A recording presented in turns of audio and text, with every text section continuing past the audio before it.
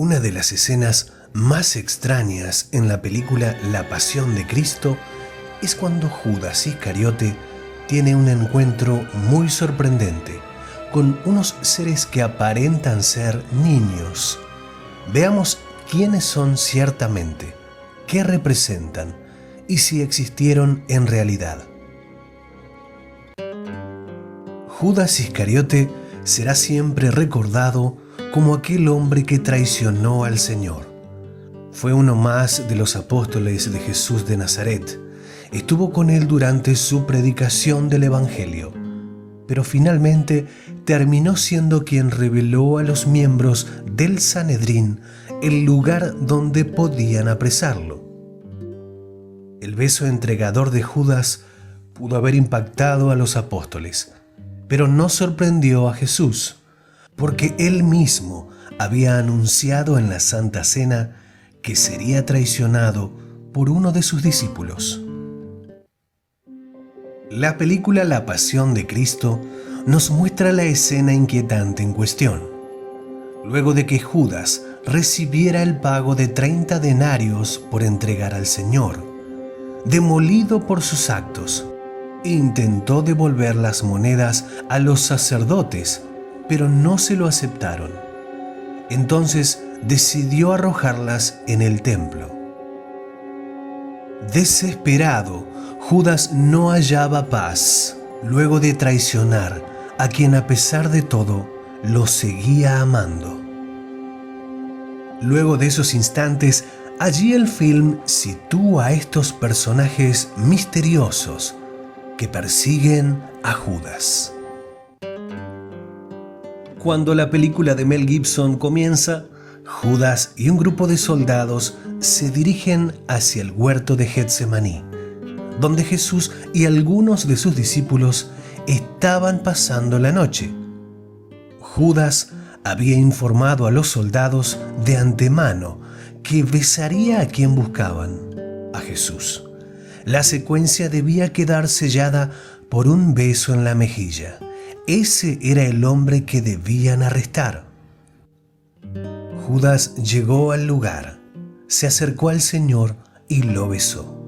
Jesús le dijo: «Judas, ¿con un beso me traicionas a mí, el Hijo del Hombre?».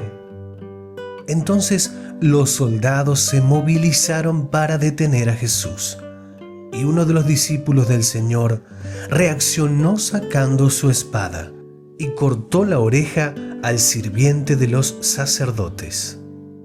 En medio de la tensión y con una muestra de amor y poder, Jesús, quien estaba por ser llevado a transitar por sus momentos más difíciles sobre esta tierra, miró con misericordia a aquel hombre y poniendo su mano sobre él, restauró su oreja milagrosamente. Durante el trayecto, mientras Jesús era llevado por los soldados, Judas lo siguió por el camino y observó la tortura a la que fue sometido Jesús.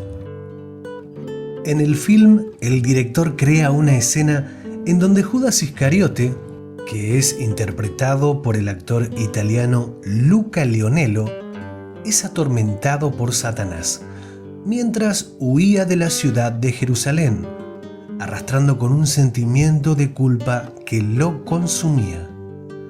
Para algunos, él se arrepintió. Otros creen que solo era remordimiento lo que sintió. Lo cierto es que Mel Gibson sitúa a Judas siendo atormentado por demonios que tomaron la apariencia de niños pequeños. Entonces Judas toma una decisión de la que no hay retorno. Encontrando un árbol, prepara un trozo de cuerda y termina con su vida. Uno de los niños con aspecto demoníaco, protagonizado por el actor David de Marota, es el mismo personaje que encarna al conocido bebé demonio en la misma película.